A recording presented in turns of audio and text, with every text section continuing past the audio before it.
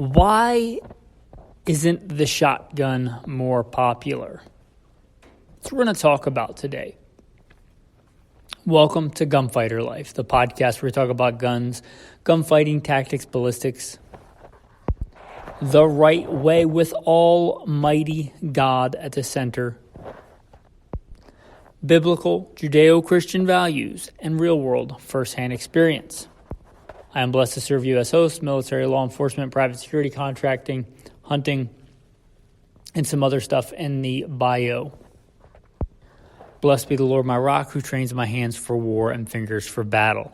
Okay, if you guys have listened for any length of time, you know I harp on the shotgun and how it's the most versatile gun. And if I had no caveats, and you said I could only have one long gun for the rest of my life, again, with no caveats, I'd pick the shotgun. It's the most versatile small arm that the average person can have. It's the most versatile small arm that exists.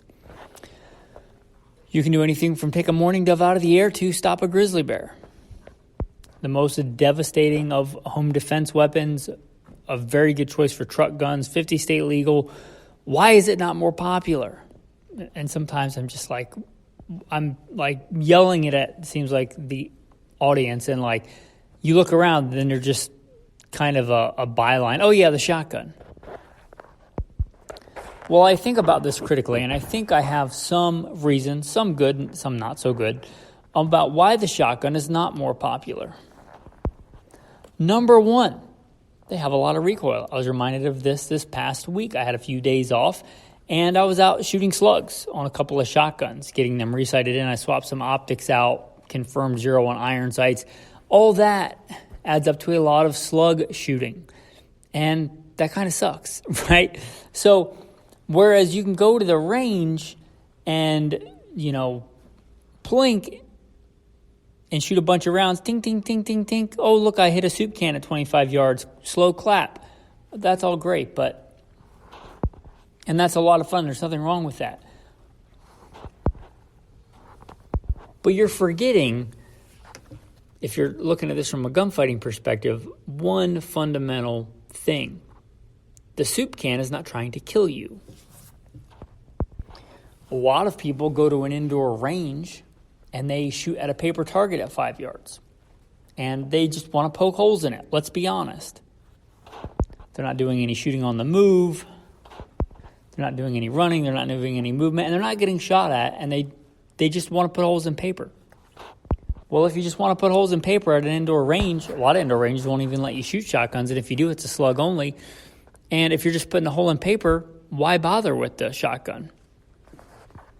If you just want to shoot steel in here, go dink, dink, dink. You can do that with a lot of things. It's one of the reasons I think that the PCC is so popular. I can go ding, ding, ding, ding, ding and shoot really fast, and it looks really cool. And whatever gun tuber, TikToker, it looks really cool shooting steel really fast. And it's a lot of fun, I got to be honest. But you're forgetting one fundamental thing. That steel is not trying to kill you, right? That PCC, which often weighs as much as an AR-15, which is an intermediate rifle,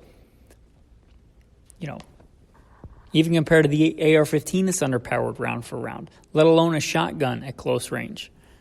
Because that steel is not trying to kill you. Yeah, if you just want to go tink, tink, tink, tink, tink, shotgun's not as much fun. In fact, you'll often break steel targets because it has so much power. And yeah, it has recoil. But what are you in this for? Are you in this to go clink, clink, clink and hear, steel make noise? Are you in this to just poke holes in paper at an indoor range at 5 yards? Then yeah, you probably don't want a shotgun. But if you remember that fundamental thing that you're hopefully training for, something that's trying to kill you or putting food on the table, like in a real world, not just on an indoor range where you're just standing static and poking holes on a piece of paper at usually 25 yards and in.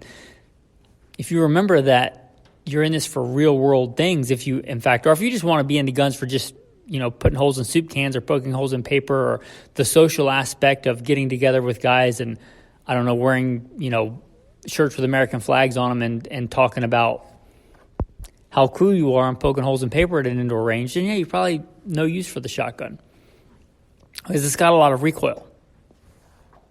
But if you remember that sometimes people want to kill you, maybe the little plinking gun is not the thing you want to have. But that's one legit reason why the shotgun is not more popular. It's got a lot of recoil. I enjoy going out and shooting several hundred rounds of AR, especially 22, in a day. I don't enjoy putting 20 slugs to a shotgun in a day. Kind of sucks. I'll do it, but it's like this is something that I'm going to go do because it's important. Not like, oh, I get to go do this today. It's not like, oh, I get to go shoot several boxes of slugs today. But again, what am I in this for? What are you in this for? But that's one big reason, and a valid one, why the shotgun's not more popular. It's got a lot of recoil. And I'm not going to deny that. And even with a porta-barrel, even if you go down to, low recoil slugs, things like that, it's still got a lot of recoil compared to what most people are used to shooting. Another big reason is it's not being marketed to you right now. A lot of people buy guns based on what is trending on the industry, what they're pushing on you, what they're marketing to you, and they market you hard. And a lot of people are just like, yeah, market me harder. Tell me what I need to buy. And right now it's like, put pick rail on your lever gun from 1873. And, spend 10 grand on night vision. People are like, yeah, take my money. And a lot of people just want to show off that they have what's trendy. And again, if that's you just want to spend your money on what's trendy, that's cool. And if you're not thinking about people trying to kill you, that's great. Again, what are you in this for? And the gun industry is not pushing 12 gauge semi-auto and pump guns that are practical. I've been off social media so long now, I don't even know what they're pushing. But I can pretty much guarantee right now they're not pushing shotgun. One, because shotguns are relatively simple. If you get a good one, relatively affordable for a pump, an affordable and good semi-auto don't really go in the same sentence, but good affordable pump shotgun do go in the same sentence. They're simple. You don't need to bolt a whole bunch of space gun crap to them. A sling and a white light and you're done. You don't need a bunch of stuff. And that probably might make a lot of the influencer marketers and the bribes they're taking from gun companies sad because you don't need a lot. You need a good, reliable gun with a white light. It's got a reasonable rate of fire. It's powerful. It's versatile. You can put, good buckshot in it. If you pattern your gun even with a smooth bore and you have decent sights on it, not crazy expensive sights, just good iron sights, you can often have a good, effective gun out to 150 yards, which is, for most people, for most things, more than you need. And it's affordable. It's effective. And because it's so effective, it doesn't need a bunch of bolt-on crap. It doesn't need 30-round mags. Because what problem are you going to face in the real world? And not talking about some fantasy thing, but in the real world where actual stuff happens, what problem are you going to have that 5 or 7 rounds, depending on your shotgun, of double-aught buck and or slugs is not going to take care of? You don't need a 30-round mag. You don't even need mags because most of them are tube-fed, right? You could get a mag-fed shotgun if you want, but it doesn't make a lot of sense because the tube-fed magazine works fine, and you don't even have to buy extra mags. Why would they push that when they could sell you some PCC that you got to buy a bunch of 30-round mags for? And you can mount a whole bunch of other stuff on there. And it's still likely a less logical choice than a shotgun because they make a lot more money on that. A lot of the stuff in the gun industry, if you don't know, is made on accessories. And I'm all about good accessories if they make sense. But again, the shotgun is so effective a lot of times, you don't need a lot. It's good how it is. You're good with a basic, reliable, not some Turkish clone, but a good, reliable, made well, pump shotgun, a white light, decent sights. A lot of the shotguns come with all the chokes you're going to need, and if it's a home defense shotgun, cylinder bore's fine. But if it's a versatile survival type shotgun, I think it should have chokes. But, most of them come with, cylinder bore, improved cylinder, modified, full. That's more than enough. So again, they're not making a lot of money off you compared to other stuff they can sell you. And the basic design of a good pump shotgun's been the same for 100 years. And a lot of them have gone downhill, not uphill. So you're better off, in my opinion, finding like an old 870 than buying a new 870. Well, that's not making anybody in the gun industry happy, is it? Also, if it's a good, decent made shotgun, they last so long, generation after generation after generation. And again, since there hasn't been a lot of innovation in them, you don't really need to go out and get a new one unless you just want a new one. They can't be like, have you seen the such innovation of the Glock 19X? It's just like the 19 we've had for decades, except it holds 2 more rounds in the magazine. You must have it. Whatever. People fall for that. There's even less of that in the shotgun world because a good basic pump shotgun is good. And you certainly can spend a whole bunch of money on a good shotgun. And sometimes I think it's warranted, especially if it's one of your go-to long guns. But you don't have to have a good, effective shotgun. Another reason is people like to shoot little tiny groups off a bench. And I get it. I see the satisfaction in that and knowing that my rifle is super accurate and shooting a little cloverleaf group off a bench. I get why that is satisfying. But when's the last time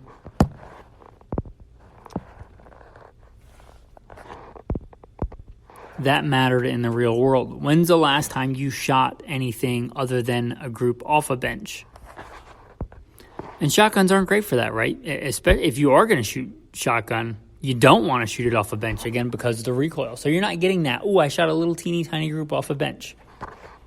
And a lot of, if we look at the rifle world, a lot of the industry in the past, I don't know, since the mid-2000s, once they figured out that you could make a sub-MOA gun pretty reliably, it's just been a race to who can make the cheapest plastic stock push feed gun that shoots sub-MOA reasonably that we can stamp a 1 MOA guarantee on. Forget all the other stuff. Forget about controlled round feed. Forget about a bunch of other stuff. Just how cheap can we make a 1 MOA plastic push feed rifle?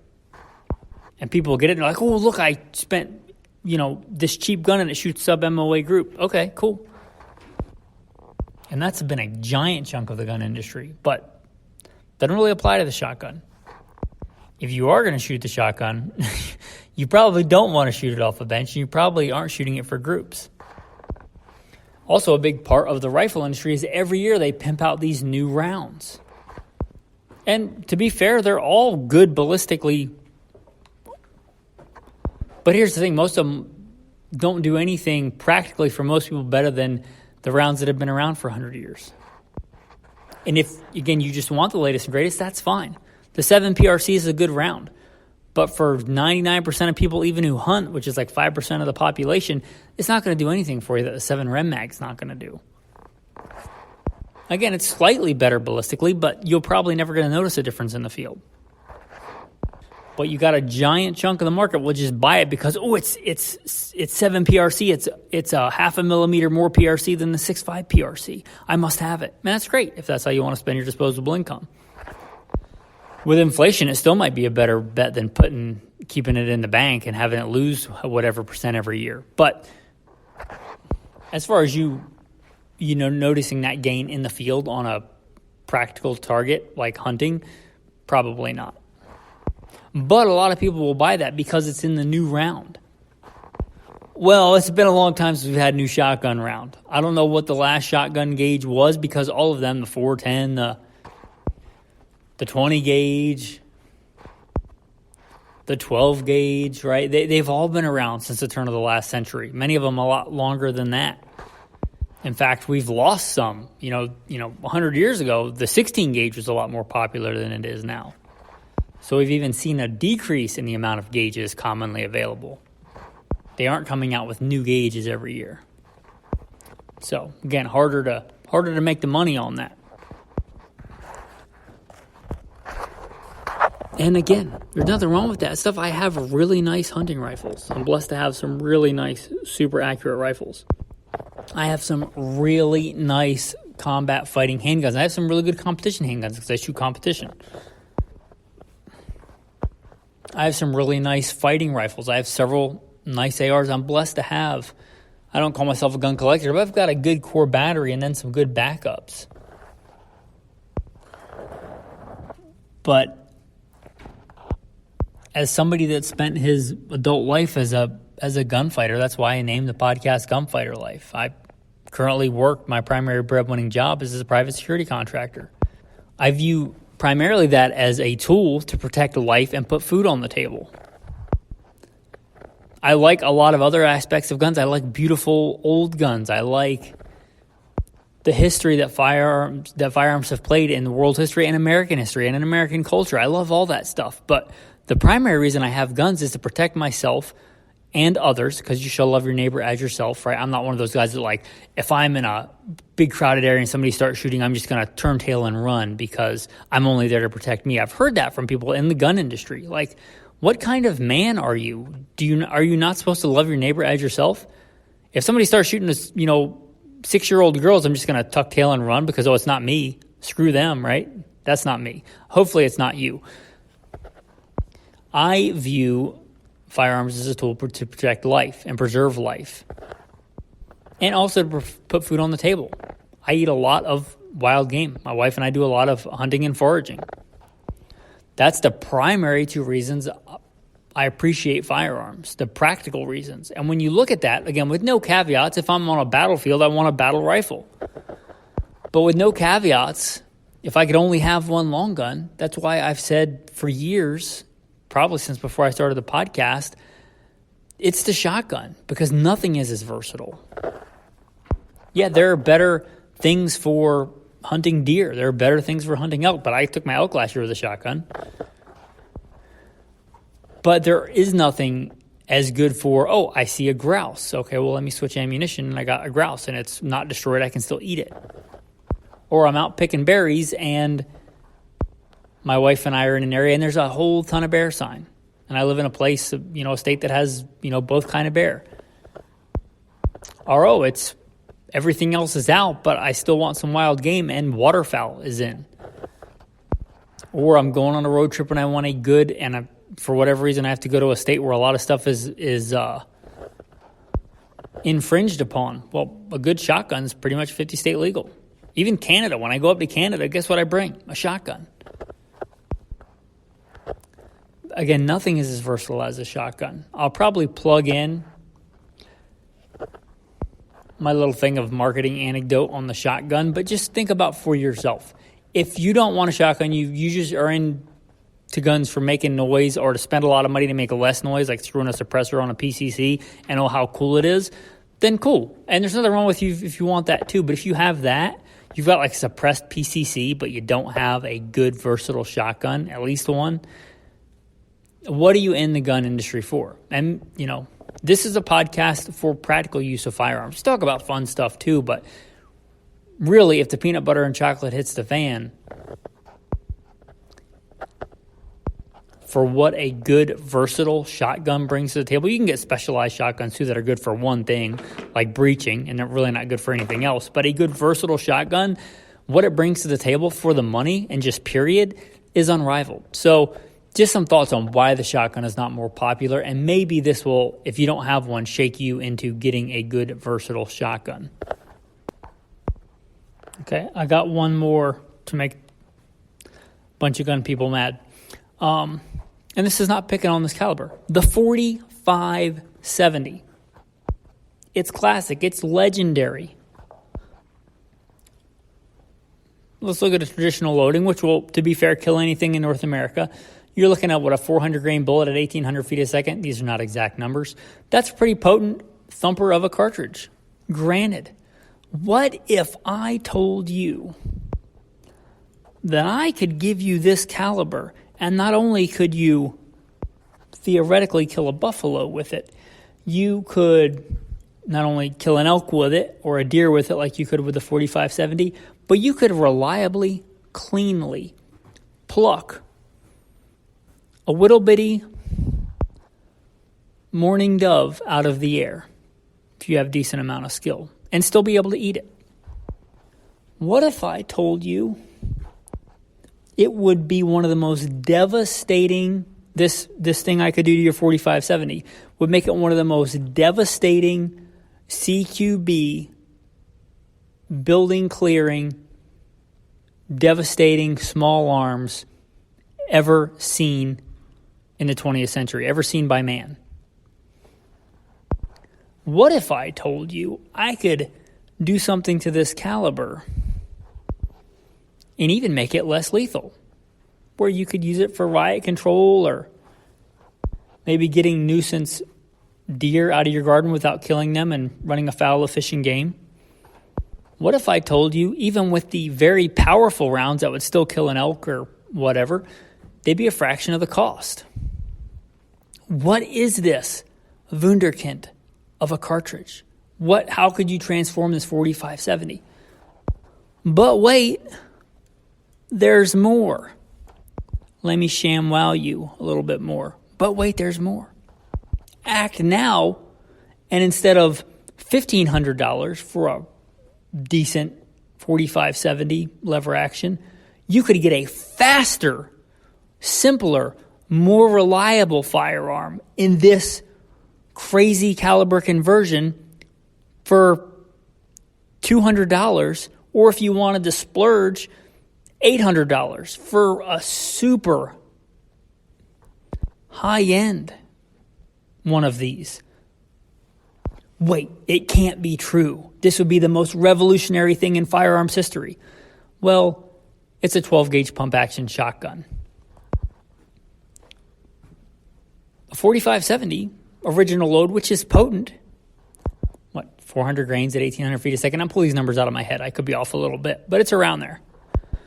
Well, the slug I took my elk with last year, Walmart load, Federal, I figured it's high shock or power shock, 1 ounce slug, which is like, if memory serves correct, 1 ounce is like 437 grains at a little over 1,600 feet a second. So it's heavier, a little bit slower. Or you could go with like a Remington Slugger, which is not uncommon, 7/8 ounce, which is right around 400 grains at 1,800 feet a second. Both are rifled slugs meant to be shot out of a smoothbore shotgun, of which I can put in birdshot and take that dove out of the air, of which I can put in double-up buck or number 4 buck and have one of the most devastating small arms CQB weapons. I've told this story before, but it comes up often. When I was working regular assignments, more specialized assignments in law enforcement, I had access sometimes to whole armories of stuff that would make guys drool. Machine gun, literal machine guns, submachine guns, specialty weapons. But oftentimes, if I was going into clear rooms, kick down doors, I would grab a 12-gauge 870 with buckshot and slug, or just buckshot, which is what we're talking about. It's because I didn't care what looked cool on Instagram. I don't think Instagram definitely didn't exist. Smartphones may have. Because I cared what was going to keep me breathing when I got through clearing that house. And that was a 12-gauge with buckshot. It's a fantastic inside room distance type weapon. Well, 12-gauge pump shotgun. Less lethal. Rubber buckshot, rubber slugs, beanbag rounds, which are can be quite effective. And, you can get a Maverick 88, which is an American-made pump-action shotgun for $200-ish bucks. I haven't kept up with it in inflation, but not that long ago, I've seen them on sale for around $200 bucks. You can get I wouldn't recommend a new 870. They've, in my opinion, kind of gone down with the whole bankruptcy thing. But Mossberg 500, $500 bucks, Mossberg 590 are in that ballpark. I just saw that the Benelli Nova came out with a 3rd edition, more modern, more tactical. It's even in black multicam. And those are like $800 bucks, and they're brand new. When they are out for a while, maybe you get them cheaper. And the pump shotgun. Lever actions, love them or not, you have to admit they're way more complicated, way more complex, and slower than a pump action. So, again, see previous points. But because they're not being heavily marketed, right, I'm not saying you can't have a 4570. If you want one, fine, but have a practical battery. Have a 12-gauge pump shotgun, or heck, splurge and get a semi-auto. But look at what a 12-gauge pump shotgun can do, and it's one of the most versatile survival, defense, hunting guns on planet Earth. So don't let marketing steer you towards something much more expensive. until you already, you can do what you want. You're a grown man. Maybe you don't have guns for practical reasons. Maybe you have guns to flex on Instagram. But until you have that practical battery of guns, which in my opinion should include a pump shotgun. Anyway, this is kind of a little bit different idea that I had. Maybe it will shake some people free from the,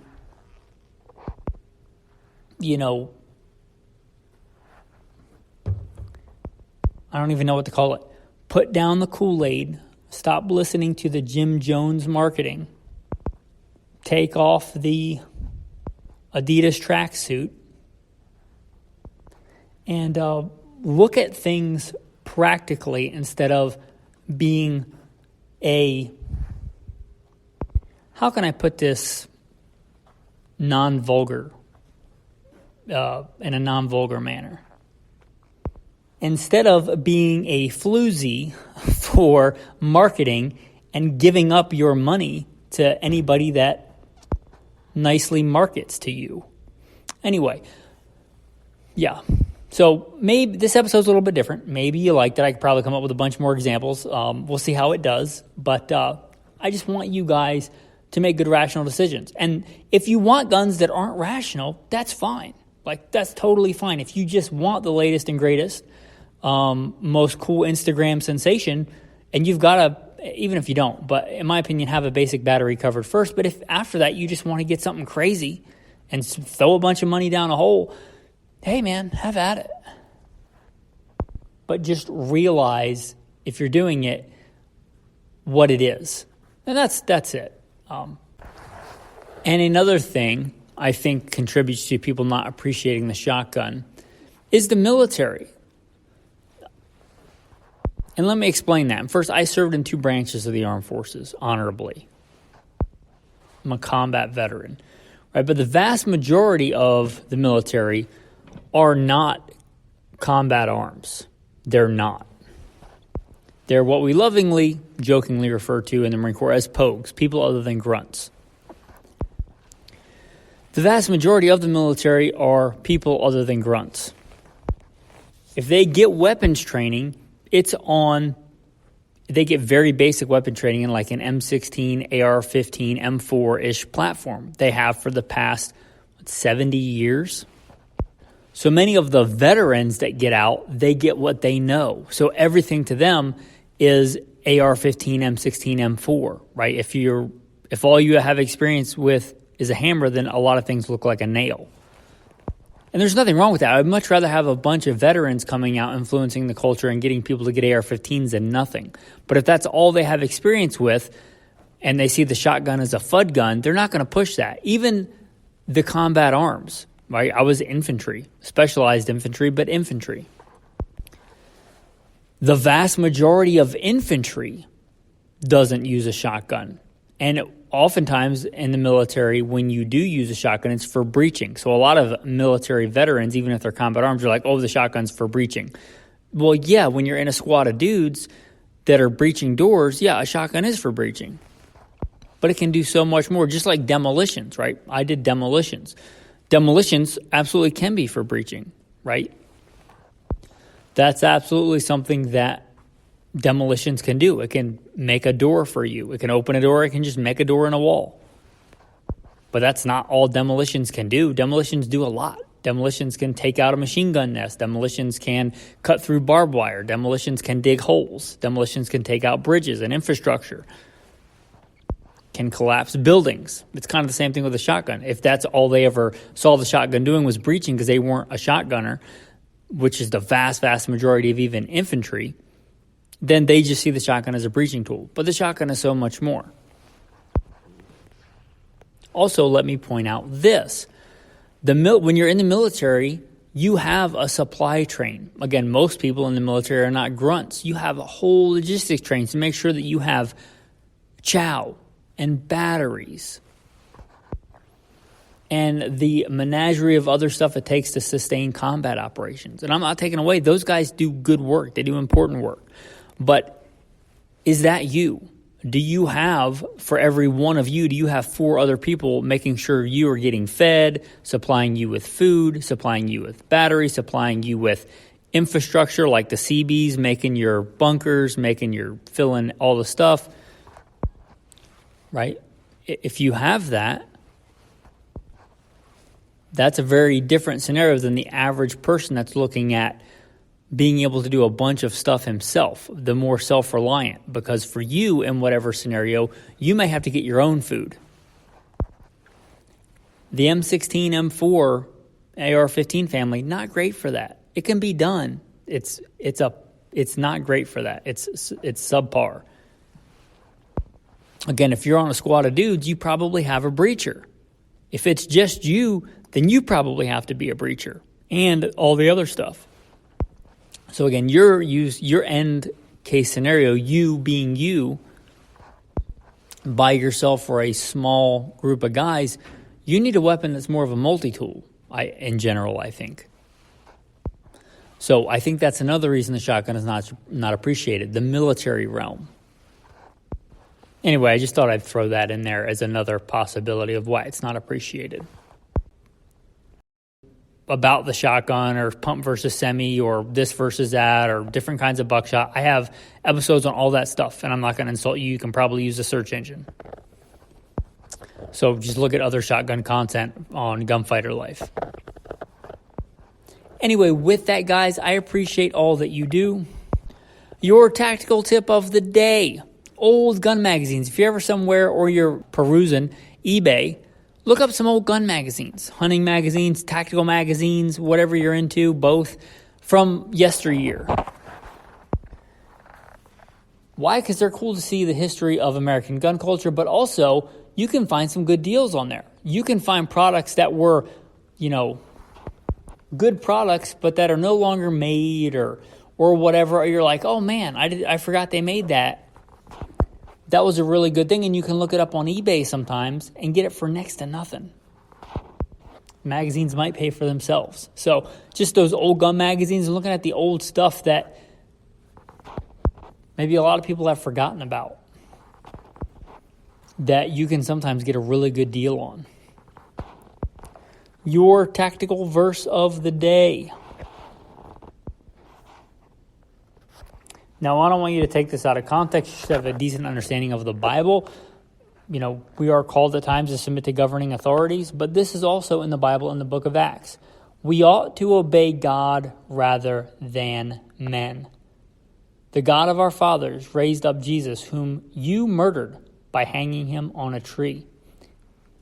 Him God has exalted to his right hand to be Prince and Savior, to give repentance to Israel and forgiveness of sins.